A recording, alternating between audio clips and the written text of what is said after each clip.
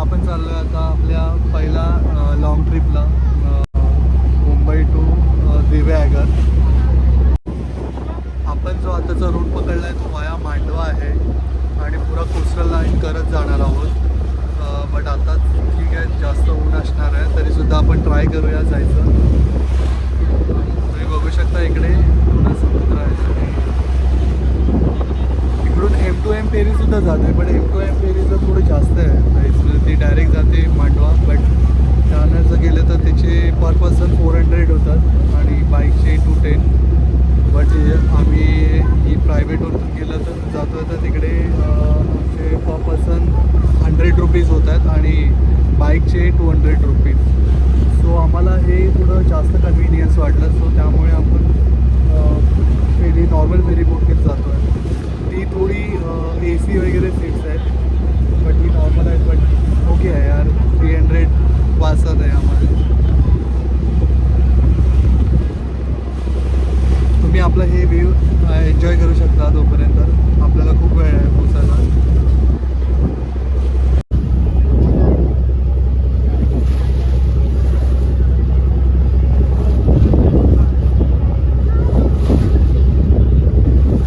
ही ship कोणती आहे? ही ship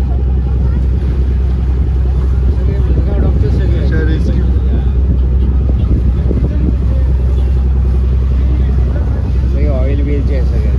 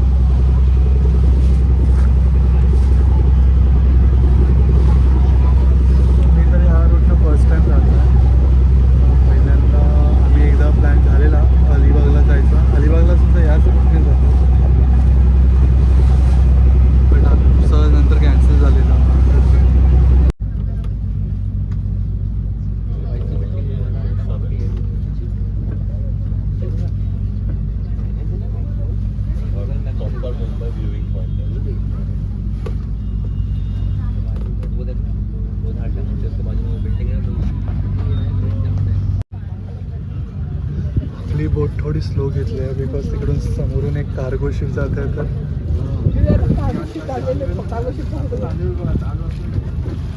हे मुंबई जाईल.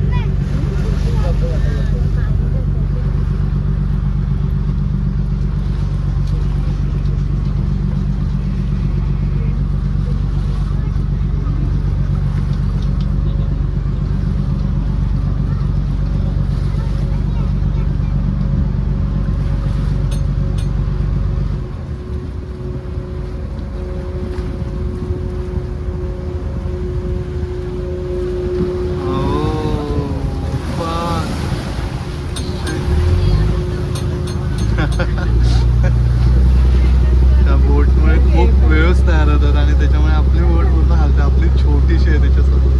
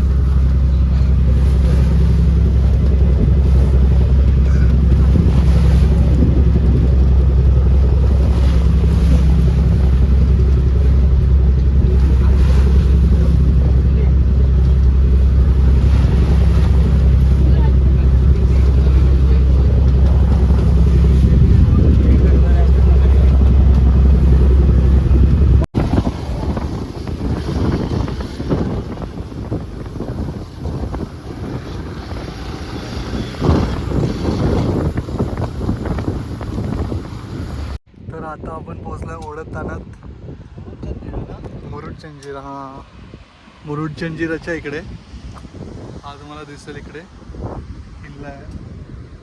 बट आज आपण जाऊ शकत नाही, आज संडे आहे आणि तिकडे खूप गर्दी असणार. तिकडे आतमध्ये जायला तर एवढी लाईन असणार इकडे, तर म्हणजे फेरी बोटसाठी खूप लाईन असणार. सो आपण तो थोडा मिस करूया. आपण पुढे डायरेक्ट DB आगरलाच जाऊया.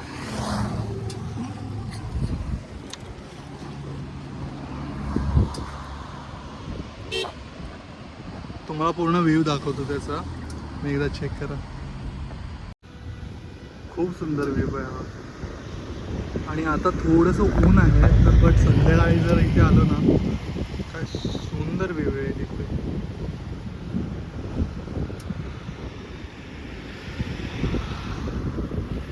तर आता आपण पोचलो आहे जेटीवरती. जेटी म्हणजे इथून आता आपल्याला हा गाव कोणता? हा गाव कोणता? आगरतांड्याला आम्ही फेरी बोट पकडली आणि आता इकडून दिव्यागरसाठी जातो फेरीतून. इकडे पाहायला मिळेल खूप थकायला यार. ऊन होतं 40 डिग्रीपर्यंत, तो इकडे ऊनच चालू आहे. आता थोडं 3 वाजले वगैरे, तर थोडं कमी होत चाललं आहे. ते बाईक उलटी लावली आहेस.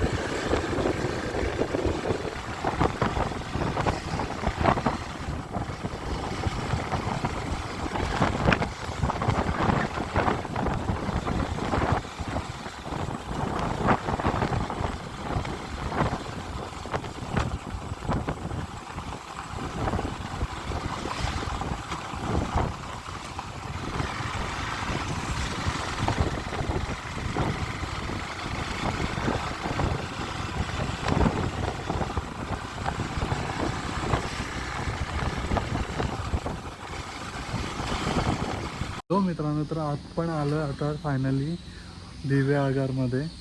आपलं जे डेस्टिनेशन होतं ते आता कंप्लीट केलं आहे, म्हणजे आता पोचलो आहे. जस्ट लेट झाला थोडा म्हणजे थोडा जेवण वगैरे करत होतो आणि आता जस्ट पोचलो आहे. तर अशा एक सुंदर अशा बागेमध्ये आपल्याला एक छोटासा रूम मिळाला आहे, तिकडे साईडलाच आहे. तर आता हे झालं, चेंज वगैरे केलं, तर आता आपल्याला बीचवरती जायचं. बीचवरती थोडी धमाल मस्ती करू आणि नंतर परत इकडे येऊ आणि बाकी उद्या बाकीचं जे हरिहरेश्वर वगैरे आहेत जे पॉईंट्स, ते आपण इकडेचे क्लिअर करू. So stay tune. फायनली मित्रांनो आपण आलो आहे दिव्यागर बीचवरती. खूप दिवसापासून ट्राय करत होतो यायचं, तर आज फायनली झालं आहे आणि आपण पोहोचलो आहे. सो एक नंबर भारी आहे बीच, म्हणजे आपल्या मुंबईसारखेच आहे. मी कोकणातला आहे तर मला माहिती आहेत माझ्याकडचे आमच्याकडचे बीचेस कसे आहेत. सो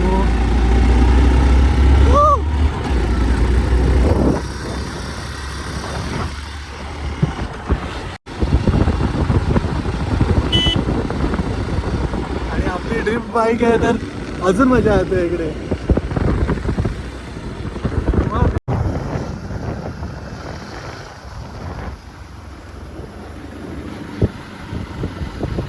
चल दे मला दे इकडे. 2 मिनटं.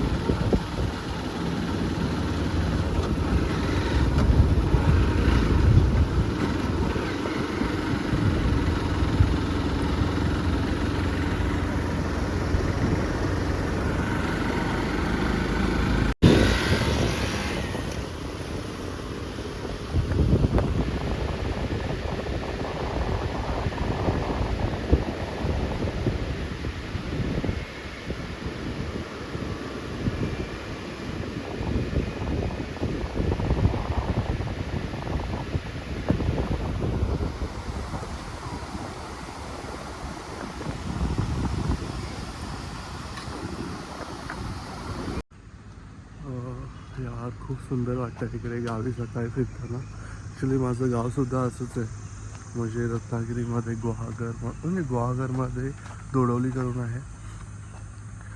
सो तिकडे सुद्धा असंच, म्हणजे थोडं कमी आहे बट असंच वातावरण असतं गावी. सो तेच आहे की गावी गेल्यावरती एखादा वेगळाच अनुभव असतो आणि एक वेगळाच आनंद, म्हणजे थोडा शांत, पक्ष्यांची किलबिलाट आणि थोडं शांतता असते.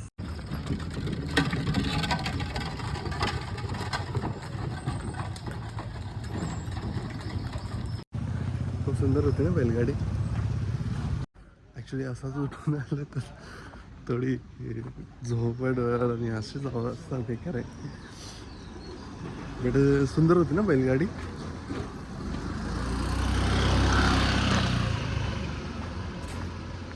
लोक अजून कोणी उठलीच नाही इकडे. गावी थोडं लेट उठतात हे लोक. आणि मला मेडिकलला यायचं, थोडी साबण वगैरे काहीच आणलेलं नाही. आम्ही असंच निघालेलो ॲक्च्युली, तर त्यामुळे काही घ्यायचंच झालं नाही आणि सगळं आता बंद आहे. जे लोक जातात बाजून ते बघून बघत जातात, काय करतं.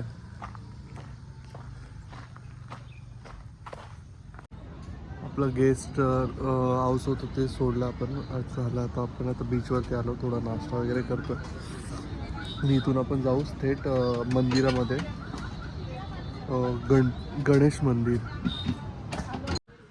तर मित्रांनो, फायनली आपण दिव्यागरमधलं ते सुवर्ण मंदिर आहे त्यामध्ये पोचलो आणि आपलं आता दर्शन झालं आहे. आणि जस्ट आपण म्हणजे जस्ट असं दर्शन झालं, बसलेलं थोडा वेळ आणि निघालं. खूप सुंदर मंदिर आहे, तुम्हाला दाखवतो. म्हणजे ते मंदिर आहे सुवर्ण मंदिर, आणि यामध्ये आपण आतमध्ये जाऊन फोटोशूट नाही करत आहे, बिकॉज ऑब्वियसली सगळ्या मंदिरांची गाईडलाईन असते की मंदिराच्या आतमध्ये जाऊन फोटो नाही काढायच्यात. बट आपण पण नाही ते ट्राय वगैरे करत. यामध्ये एक गणपतीची मूर्ती आहे, ती 2000, म्हणजे इयर आठवत नाही आहे ॲक्च्युली. त्याची स्टोरी तुम्हाला यूट्यूबवरती मिळेल, मी थोडक्यात सांगतो त्याची स्टोरी. हे म्हणजे एका बाईला ती सोन्याची मूर्ती शेतामध्ये मिळालेली. त्यानंतर त्या मूर्तीची स्थापना केली इकडे. त्यानंतर काही चोरांनी ती घेऊन गेलेले, म्हणजे चोरून, आणि नंतर पुन्हा ती गावकऱ्यांनी शोधली आणि त्या चोरांना पकडलं. त्यानंतर ती मूर्ती ॲक्च्युली त्या चोरांनी मूर्ती वितळवलेली आणि नंतर त्या गावकऱ्यांनी ती पुन्हा त्याच्यामध्ये काही थोडं सोनं वगैरे टाकून ती पुन्हा घडवली. ती ॲक्च्युली मंदिरामध्ये ठेवली आहे मूर्ती. हे मंदिर आहे.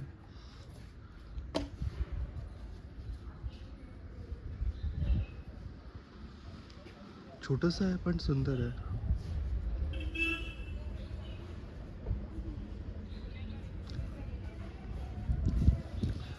पुन्हा बोलतो की आतमध्ये जाऊ शकत नाही बिकॉज ते मंदिराचे गाईडलाईन्स आहेत. त्यामुळे आता आपण इकडचं दुसरं एखादं प्लेस सर्च करू आणि एक्सप्लोअर करूया. इकडे लोकांना विचारूयात की कसं आहे तिकडचे प्लेसेस वगैरे, कारण मला आयडिया नाही आहे इकडची.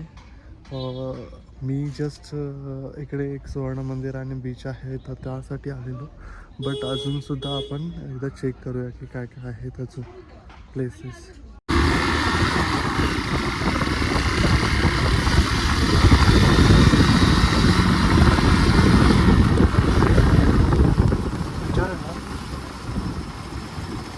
विष्णू नारायण मंदिर कुठे?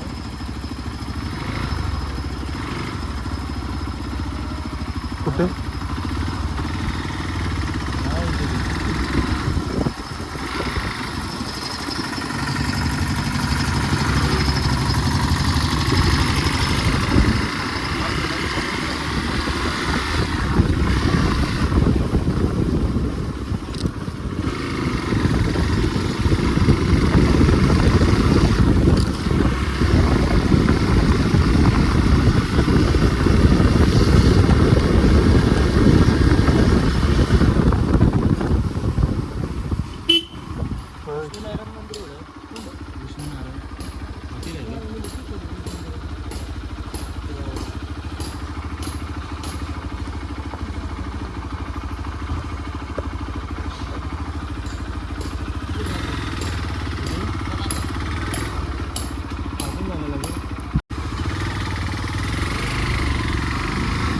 त्याला विचार ना हां विचार. अरे दा विष्णू नारायण मंदिर कुठे आहे?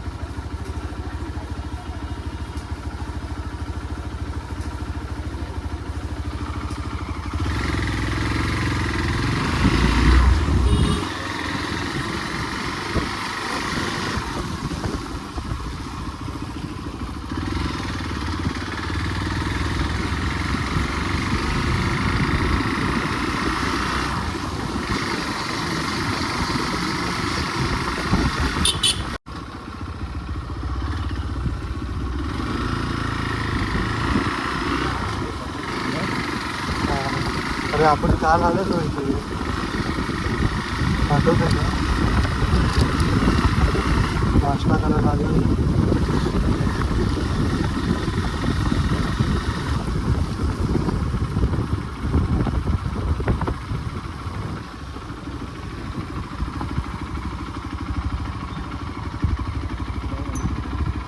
हां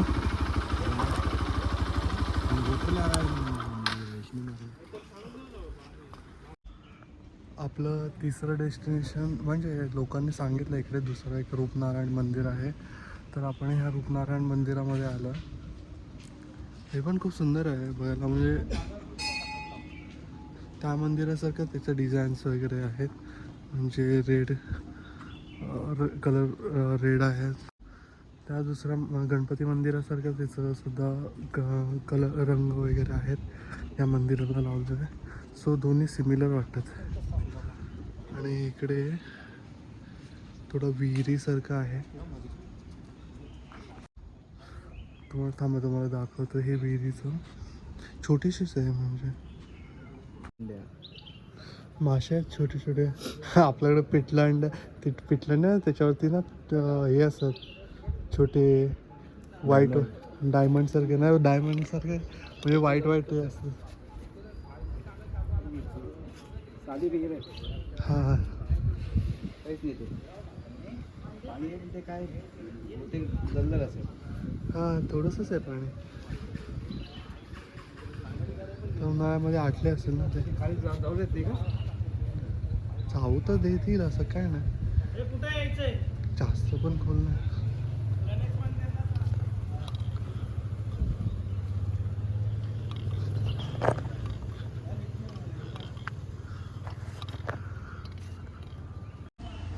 कोकणाचं एक वैशिष्ट्य आहे की तुम्हाला ना इकडे जरी खूप सारं ऊन असेल तरी तुम्हाला जाणवत नाही, कारण इकडे आहेत ना प्रत्येकाच्या घरासमोर आहे ना तुम्हाला मोठ्या प्रचंड मोठ्या अशा बागा मिळतील. तर त्यामुळे ना आपल्याला ऊन असं जाणवत नाही. हे मंदिर आहे आणि इथूनच समोर गेलं की बीच आहे डायरेक्ट लागून. म्हणजे इकडे प्रत्येक स्पॉटच्या बाहेर पडलं की बीच लागतं, तर एक चांगलं आहे.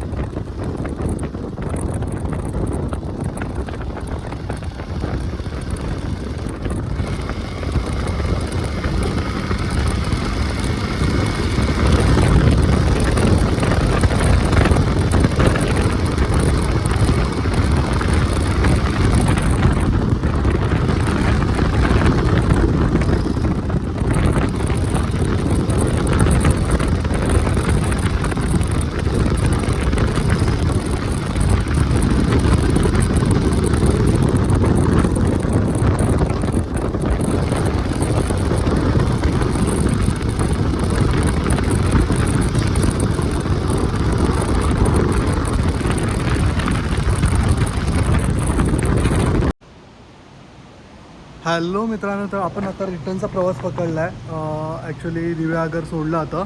सोडलं म्हणजे झाले अर्धा एक तास झाला. म्हणजे आता आम्ही दिव्यागरवरून 50 किलोमीटर पुढे आलो आहे. तर थोडं रेस्ट करण्यासाठी थांबले. एक पॉईंट मिळाला आपल्याला, कुंडलिका रिवर म्हणून एक पॉईंट आहे मानगावच्या थोडं पुढे. तो काय कुंडलिकाच ना. हां, तर कुंडलिका रिवर म्हणून एक पॉईंट सापडला आपल्याला. आणि खूप सुंदर आहे, खूप सुंदर आहे. म्हणजे इकडे पाणी अजूनसुद्धा आहे. पाणी म्हणजे तो मोठी रिवर आहे, तर ती रिवरमध्ये अजून पाणी व्यवस्थित आहे. आणि आपल्याला फोटोशूटसाठी पण चांगले स्पॉट मिळाले तिकडे, तर थांबलं. आणि थोडं पाण्यामध्ये फ्रेश वगैरे होऊन, म्हणजे तोंड वगैरे धुवून आपण आता रिटर्नचा प्रवास स्टार्ट करू. तर थँक्यू, एवढंच. आणि आपला पुढचा प्रवास आपण रेकॉर्ड करू की नाही माहीत नाही, बिकॉज आता मोबाईलची बॅटरीसुद्धा उतरली, तर आपण आय थिंक सो नाही करू शकत पुढचा ब्लॉग. बट जर झालाच तर ठीक आहे, नाहीतर इथे स्टॉप करू. थँक्यू. हा इथून परफेक्ट शॉट आहे फोटोशूटसाठी. बट पावसामध्ये तर खूपच पाणी भरत असेल इकडे, खूप म्हणजे आतमध्ये गावामध्ये पाणी जात असणार इकडे. बट आता एवढं म्हणजे मे महिन्यामध्ये एवढं जर पाणी आहे. आणि पाऊससुद्धा नाही पडला इकडे जास्त म्हणजे जो मध्ये पडलेला मेमध्ये पाऊस, तोसुद्धा इकडे नाही पडला एवढा. बट तरीसुद्धा खूप सुंदर आहे. थँक्यू. आणि अशा प्रकारे आपली ही ट्रिप पूर्ण झाली आहे. आणि खूप छान होता तिकडचा परिसर, खूप छान होता. तिकडचे बाग वगैरे, तिकडे नारळीच्या बागा, तिच्या सुपारीच्या बागा खूप छान होत्या. तिकडचं नेचर खूप आनंददायी होतं. आणि तुम्हालासुद्धा मी सजेस्ट करेन, तिकडचं बीच नक्की फिरा. तिकडे खूप सारे राईड्स वगैरेसुद्धा आहेत. बट तुम्हाला सांगेल की तुम्ही तिकडे म्हणजे तिकडचं बीच वगैरे सुद्धा क्लीन आहे. तिकडे पाणी वगैरे, तिकडचं बीचचं पाणी वगैरे खूप स्वच्छ आहे. तर तुम्हालासुद्धा मी रिकमेंड करेन, तुम्ही पण नक्की जा त्या बीचला. आणि तिकडचं नक्की ऑथेंटिक फूड ट्राय करा. म्हणजे फिश वगैरे असतात ते. आणि नक्की जा तुम्ही. तर बाकी थँक्यू. पुन्हा भेटू आपल्या नेक्स्ट ब्लॉगमध्ये. थँक्यू.